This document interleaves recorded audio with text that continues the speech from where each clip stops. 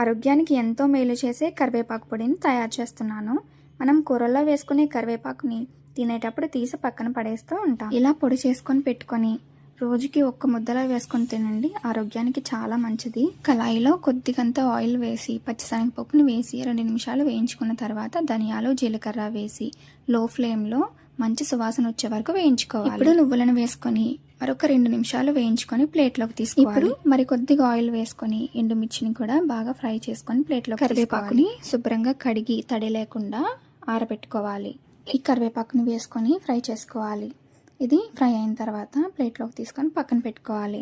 ముందుగా ఫ్రై చేసుకున్న పోపు దినుసులు మిక్సీ జార్లో వేసుకొని అందులో కొద్దిగా పసుపు, ఉప్పు, చింతపండు వేసి మిక్సీ కరివేపాకుని కూడా వేసి పొడి చేసుకొని ఏదైనా ఎయిర్ టైట్ జార్లోకి తీసుకొని స్టోర్ చేసుకోండి. ఇలా ఒక్కసారి చేసి పెట్టుకుంటే 6 నెలలైనా పాడవకుండా ఉంటుంది.